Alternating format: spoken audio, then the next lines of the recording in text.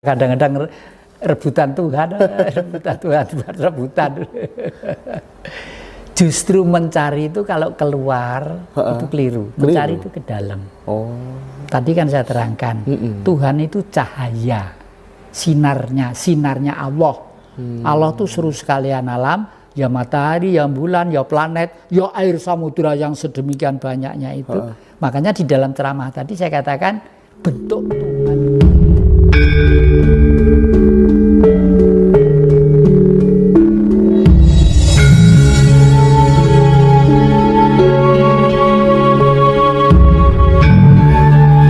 Terkait dengan perspektif bahwa kebangkitan Majapahit itu sudah berada di depan mata. Bagaimana panjenengan melihat hal itu? Nah, ini mungkin orang tertawa ya. Kenapa tertawa? Lah, Majapahit sendiri hancur kok di depan mata. Apa kita akan lebih hancur lagi? Kan mesti begitu secara rasional ya. Karena orang-orang nggak sampai pikirannya bahwa politik ini yang selama ini ada di negeri kita yang namanya Republik Indonesia ini kan politik pembentukan pemerintah didasari demokrasi dari barat, yaitu pemilihan umum, coblosan. Lah, karena bentuk pemerintah, bentuk masyarakat kita itu sudah hidup dalam dunia liberal yang kapitalistis, kebebasan tapi modal menentukan nasib ya toh. Akhirnya kan jual beli. Nah, akibat jual beli itulah menjadi yang saya katakan di depan tadi itu banyak oknum-oknum legislatif, eksekutif, yudikatif yang tanda tanyanya besar.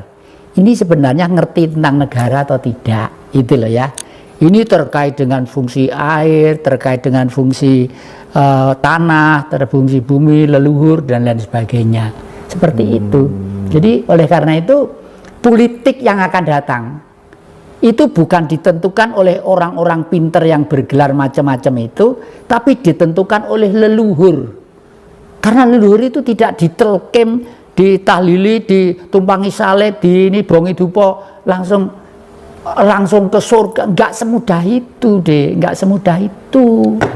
Jadi tetap memikul konsekuensi logis pada waktu pikiran bergerak dan bekerja untuk apa, antara kebenaran dan kekeliruan, bukan kejelekan. Tuhan tidak pernah menciptakan sesuatu yang jelek, yang baik, yang terkutuk, ya tidak pernah. Yang Maha Kuasa Allah tadi itu ya. Misalnya Allah kok keliru membuat babi, kok keliru membuat celeng. Loh, ini kan pikiran manusia aja. Adapun kita tidak makan, tidak nyentuh, itu lain soal. Itu budaya ya. Budaya. Tapi Tuhan tidak pernah salah bikin anjing sama bikin babi ya. Dan ada maksudnya. Orang pergi ke saya sudah 2 kali ke Mekah itu ya. Tapi saya bukan haji loh, Dek. Saya ke sana itu hanya pengen belajar. Ada apa sih sebenarnya di sana gitu loh ya. Itu harus disuntik antrak. Karena yang namanya penyakit Ebola dari Afrika itu ganas deh. Lebih ganas dari AIDS. Dari kalau sudah pergi haji itu kan ngumpul yulan dari satu gitu. Jadi disuntik antrak, antrak itu serum dari konon dari babi juga untuk antisipasi tentang itu. Gitu. Iya. Iya. Jadi itu menegaskan, melegitimasi bahwa Tuhan tidak pernah salah membuat ciptaannya. Tidak pernah salah. Banyak budaya leluhur kita itu yang sekarang diurak-arik, misalnya bunga kamboja ditaruh kuburan, umumnya kan begitu ya. Loh, kalau Anda pergi ke Bali, enggak ada, di rumah tangga itu mesti ada kamboja. Rumah saya di Singosari, Padepokan, kamboja ada, di sini kamboja ada. Karena apa? Kamboja itu mempunyai sifat penyerap udara-udara yang kotor, diserap oleh dia, lalu nanti dikembalikan ke nafasnya si pohon atau si daun itu karena sinar matahari menjadi sudah bersih gitu loh. Udah bersih. Dan misalnya ini di sini ada salah satu tanaman itu kecil itu daunnya. Daun itu konon katanya, saya masih baru saja dapat dari salah satu hutan ya. Satu lembar segini itu harganya berapa? 60 juta dek. Daun satu lembar. Katanya apa? Katanya saya masih baru kalau masih katanya anti santet, anti tenung, anti jengges, unsur-unsur negatif itu akan hilang. Ya saya beli, saya taruh di sini gitu. Saya baru bener gitu aja. Wong saya juga nggak beli, gue terutusan turut hutan-hutan itu. Oke, yang jadi saya lanjutkan ya. Jadi gini, terkait dengan Tuhan lagi gitu ya. Kan banyak ini orang balapan mencari Tuhan, balapan menuju Tuhan, balapan menyaksikan Tuhan gitu. Sebenarnya konsep yang paling mudah agar kita bisa menuju, ketemu dan menyaksikan Tuhan bagaimana? Dan apakah harus balapan gitu kira-kira? Malah kadang-kadang rebutan Tuhan, rebutan. Justru mencari itu kalau keluar itu keliru. Mencari itu ke dalam. Tadi kan saya terangkan, Tuhan itu cahaya, sinarnya Allah. Allah itu seluruh sekalian alam, ya matahari, ya bulan, ya planet, ya air samudra yang sedemikian banyaknya itu. Makanya di dalam ceramah tadi saya katakan bentuk Tuhan itu adalah air itu. 80% tubuh kita juga air. Bumi itu juga dibuntel oleh air. Loh kok nggak korat-karit teror ini segala macam. Yang Tuhan memang beliau berkehendak untuk ada. Tapi selain air, bentuk Tuhan tetap ada kan ya? Tetap ada, dan di mana-mana kan mendapat sinar Tuhan. Gitu kan. Di plastik ini, di meja ini, di kursi ini, di adik-adik itu. Dari semua yang mendapat sinar Tuhan itu, yang paling bijak adalah manusia. Oh gitu. Kenapa? Karena sinarnya ada di tengah otak-otak kita. Dan sinar itu menyinari otak ya, yang terdiri dari 11 miliar simpul saraf. Dan setiap simpul saraf melayani 25.000 saraf. Jadi, dan ini kuncinya semua ada di mana sih? Di Honocoroko. Gampang banget. Loh, Honocoroko ana hubungannya mbak ilmu Tuhan. Piye ya? Saya menulis buku yang akan datang itu Misteri Gunung Arjuna. Karena Gunung Arjuna itu adalah gunung suci yang mengeluarkan surat-surat yang namanya Kidung Agung. Kidung Agung, kidung itu tembang, agung itu besar, ya itu tembang besar terjadinya alam semesta. Oleh karena itu Gunung Arjuna dianggap gunung suci, ya. Lebih suci di sini daripada wilayah-wilayah yang lainnya. Bahkan saya ingat waktu saya masih punya teman kuartet S ya dulu ya. Kalau guyon tuh gini, ayo, pulau negara yang paling suci di mana? Waduh ya di sana, di Mekah, di Roma, di ini, di gitu. Enggak, di mana? Di Pulau Jawa. Lu kok gitu? Buktinya ada kota namanya Kudus, ya toh? Di kota namanya Kudus, yang lainnya itu loh di Roma gak ada Kudus. Di negara gak ada Kudus. Kudus itu artinya suci kan lah ya. Oke. Makanya disebut Roh Kudus ya itu ya. Itu gocek waktu kuartet S dulu. Ini kebetulan banyak yang pertanyaan dari teman-teman penggemar panjenengan gitu. Saya bertugas untuk menyampaikan satu-satu ini.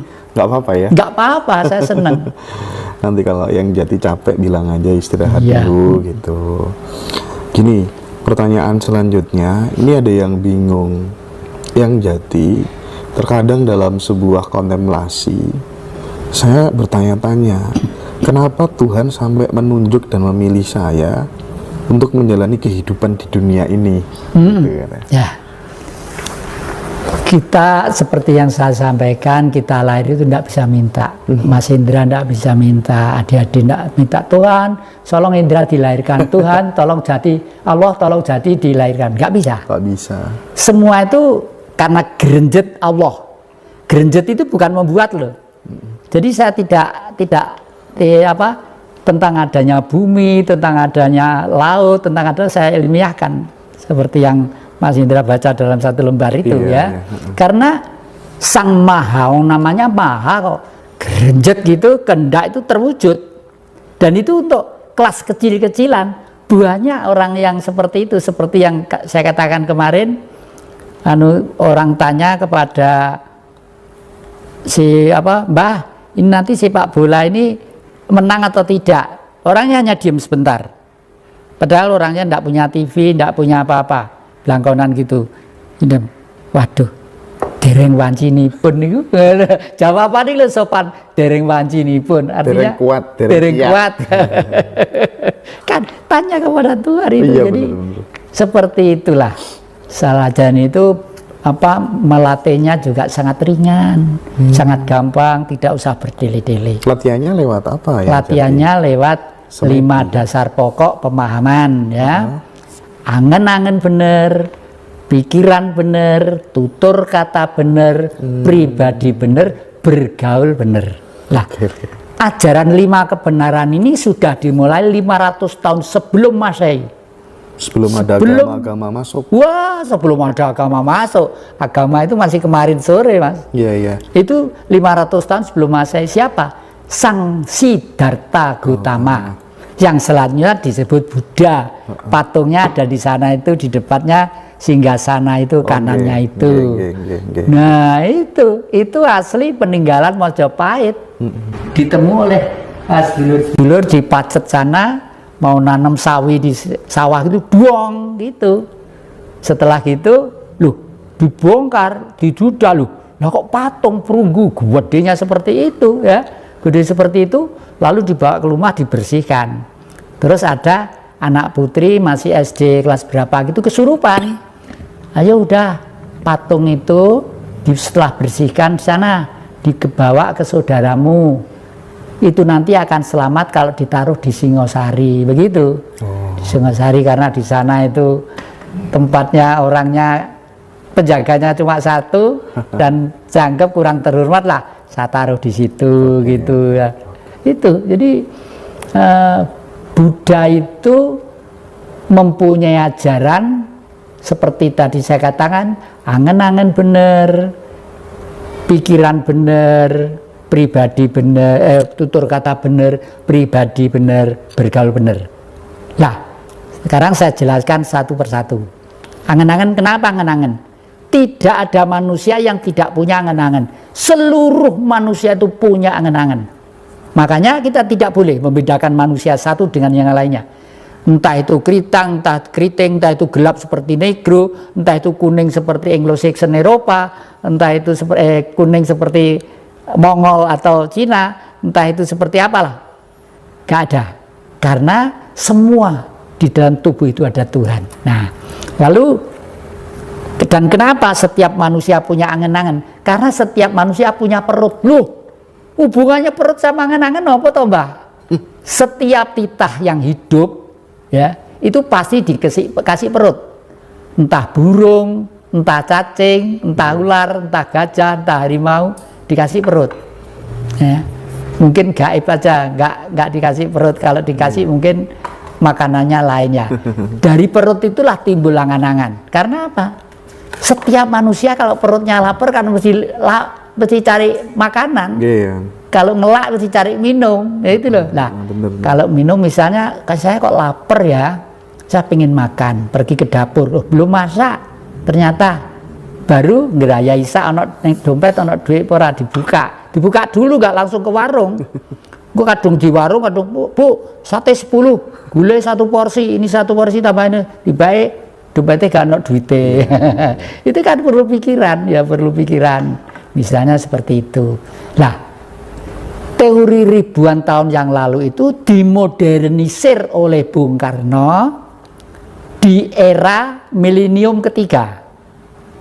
Tahun sekitar abad 19, nanti ajaran itu untuk tahun 3000 yang akan datang. Namanya itu apa? Marhainisme. Jadi semua kitab suci, Taurat, Zabur, Injil, Al-Quran, tujuannya satu, jangan menindas kepada orang lain, jangan eksploitasi kepada orang lain, jangan menghina kepada kehidupan yang lain, salinglah harga menghargai.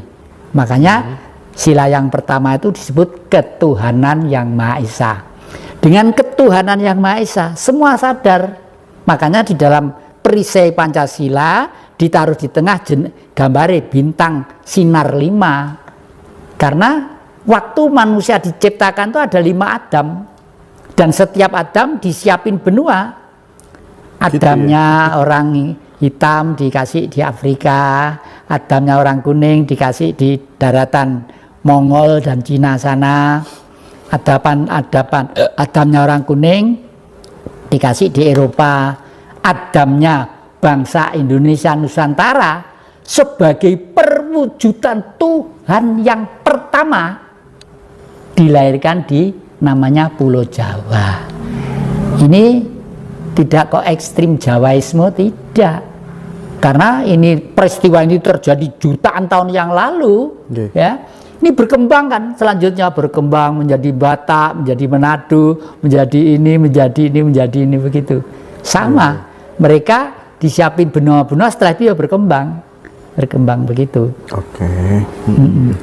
Makanya kemarin itu pada waktu saya menerima tamu, saudara Greg dari Jerman dan satu Bu Valia dari Selandia Baru, itu Bu Merlin apa siapa? Merlin dari Selandia Baru ke sini tuh, saya kasih buku-bukunya, saya taruh di mana, entah di situ entah di Singosari. Judulnya apa? Majapahit harus lahir kembali. Coba, orang luar negeri seperti itu harapannya. Karena apa? Karena Majapahit dulu yang memperkuat Jawa. Orang Jawa itu filosofisnya, jadi cita-citanya hanya satu, hamemayu hayu ing bawono. Tidak ada orang tua cita-cita pengen kaya, pengen sugih, pengen gini gitu. Tapi kakek terhadap anak-anak cucu-cucu saya himbau, Dek, Mas, kamu harus menjadi orang yang kaya. Kenapa? Karena kamu hidup di surga yang namanya Indonesia. Lautnya kaya, hutannya kaya, tambangnya kaya, ininya kaya, matahari itu sinar 24 jam. Keliru kalau tidak kaya. Tapi jangan sampai materialistis. Jangan sampai materialistis. Jadi materialistis itu kebendaan. Jangan terikat ya.